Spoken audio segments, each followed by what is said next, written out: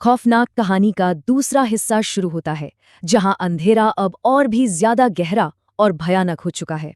राजमहल के अंदर अनुज, ईशिता और मेघना बदहवास भाग रहे हैं। एक खौफनाक काला साया उनके ठीक पीछे है। रात के 2 बज चुके हैं। गांव की खामोशी में दहशत है। मुखिया और पुजारी बुरी तरह कांप रहे हैं, क्योंकि ये निशिरमोलो हैं।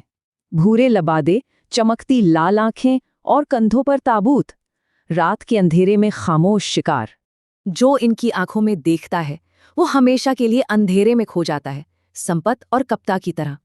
अगली सुबह अनुज उन दोनों को खेतों की तरफ ले जाकर 400 साल पुराने श्राप का राज खोलता है।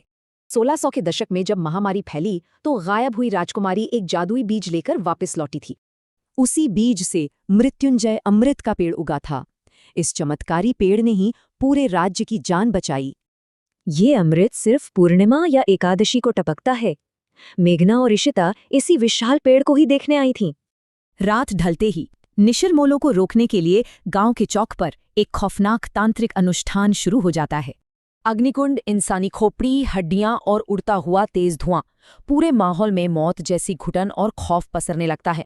तभी उस गहरे सन्नाटे को चीरते हुए निशिरमोलों के भारी कदमों की खौफनाक गूंज पूरे गांव में सुनाई देती है। झटके से दरवाजे बंद होते हैं, खिड़कियां लग जाती हैं, पूरा गांव दहशत में अपनी सांसें रोक लेता है। खौफजदा पुजारी मंदिर की तरफ भागने की कोशिश करता है, लेकिन चमकती लाल आंखें उसका रास्ता रोक कर खड़ी थीं।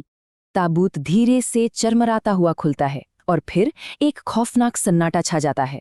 पुजारी हमेशा के लिए गायब। उधर चौक पर साए तांत्रिक को घेर लेते हैं, लेकिन वो बिना आंखें खोले बस मंत्र पढ़ता रहता है। तभी एक बेहद दर्दनाक और रोंगटे खड़े कर देने वाली चीख गांव के उस भारी सन्नाटे को चीर देती है। लोग डरते हुए बाहर निकलते हैं तो देखते हैं कि तांत्रिक का शरीर मिट्टी के पुतले सा जम चुका था, और पलक झपकते ही वो जमा हुआ शरीर राख बनकर हवा में पूरी तरह से गायब हो जाता है। दूर एक गुफा में बड़े तांत्रिक की आंखें खुलती हैं। उसे एहसास हो जाता है कि शिष्य मारा गया। उसी रात मेघना एक भयानक सपना देखती है, जहां वो खुद को सुनसान जंगल में भटकती हुई राजकुमारी पाती है। आखिर मेघना का उस 400 साल पुरानी राजकुमारी से क्या रिश्ता है?